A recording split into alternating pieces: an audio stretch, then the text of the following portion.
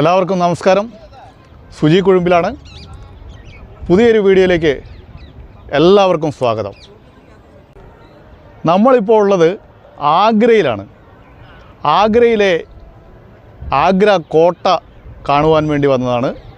അപ്പോൾ ഇനി നമ്മൾ കാണുന്നത് ആഗ്ര കോട്ടയുടെ വിശേഷങ്ങളും വലിയ ആ കാഴ്ചകളുമാണ്.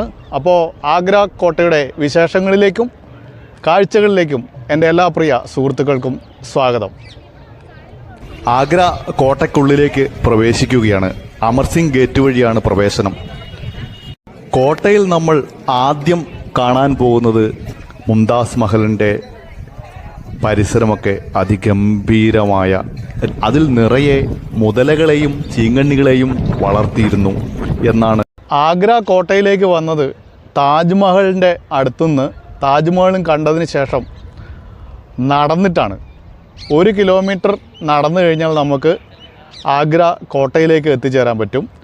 ഓട്ടോറിക്ഷയൊന്നും വിളിക്കേണ്ട ആവശ്യമില്ല. കുറച്ച് ആളുകളുണ്ടെങ്കിൽ സുഖമായി നമുക്ക് നടന്നു വരാൻ പറ്റും. അപ്പോൾ നടന്നു വന്ന രീതിയിലുള്ള വീഡിയോ ആയിട്ടാണ് ഞാൻ എടുത്തിരിക്കുന്നത്. തീർച്ചയായും നിങ്ങൾക്ക് ഇത് ഉപകാരപ്പെടും എന്ന് തന്നെയാണ് ഞാൻ വിചാരിക്കുന്നത്. 50 രൂപയാണ് ആഗ്ര കോട്ട കാണുന്നതിനുള്ള ചാർജ്. പിന്നെ നമ്മുടെ ബാഗുകളൊക്കെ സൂക്ഷിക്കുന്നതിന് വേണ്ടിയിട്ട് പണം കൊടുക്കേണ്ട ആവശ്യമില്ല. ഫ്രീ ആയിട്ട് തന്നെയാണ് ബാഗുകളൊക്കെ സൂക്ഷിക്കുന്നത്. അപ്പോൾ തീർച്ചയായിട്ടും നിങ്ങൾ സ്വാഭാവികമായും ആഗ്രയിൽ വന്നു കഴിഞ്ഞാൽ ആദ്യം താജ്മഹൽ ആയിരിക്കുമല്ലോ കാണുക. അപ്പോൾ താജ്മഹൽ കണ്ടു കഴിഞ്ഞിട്ട് പിന്നെ ഒരു ടാക്സി കൂട്ടി പോകേണ്ട ആവശ്യമില്ല.